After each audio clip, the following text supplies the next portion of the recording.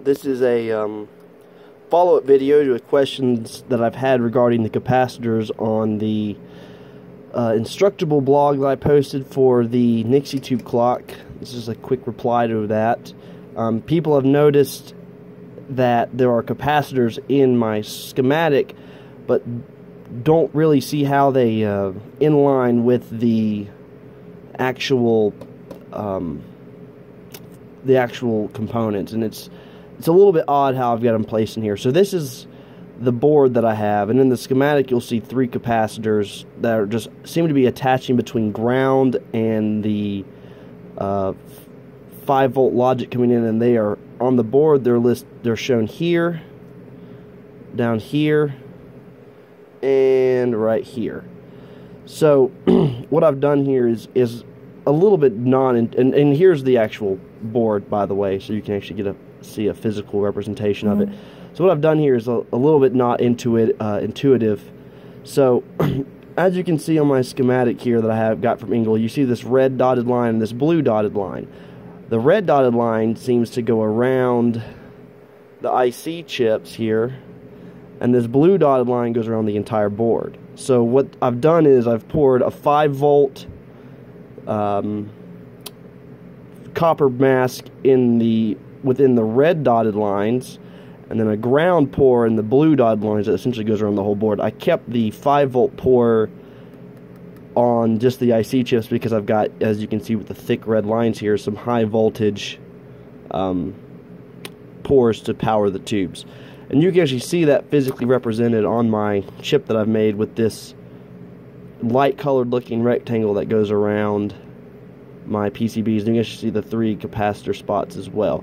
And this is just a spare board. I always keep a few extra on hand, and you can see the high voltage lines coming into the Nixie tubes.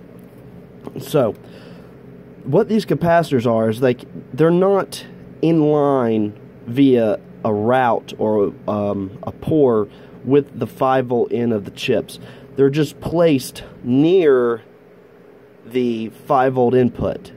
And so what they're essentially doing is they are connecting this red box here, this 5-volt pour, with this ground pour.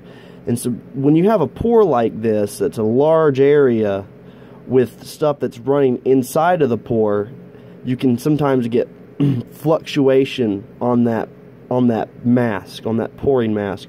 So all that this does, these capacitors, is regulates the voltage around the surface area of that capacitor on that pour. And so it's just keeping any kind of fluctuation from hitting these IC chips to cause any kind of malfunction in the actual final design. So here you can see I've got for example here, I've got like this red top layer pour coming down through here. You can actually see that right here.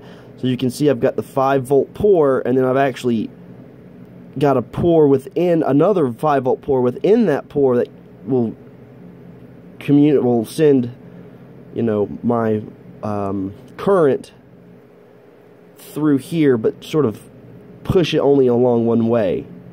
And so that's sort of what you're seeing. So that's if those capacitors are giving you trouble, that's what they're doing. They're just connecting literally this 5-volt pour with the ground pour on the other side of the chip. And that's, like I said, just to make sure that I don't see any kind of fluctuation of power around these, because these IC chips are literally just going straight into this red 5-volt pour mask that I've got on the chip. You could probably do this entire project without these if you wanted to get rid of them. However, if you're going to have a large surface area like this, you just want to be careful about having a real steady flow of constant current and voltage so that you don't see any kind of malfunction on any of your IC chips.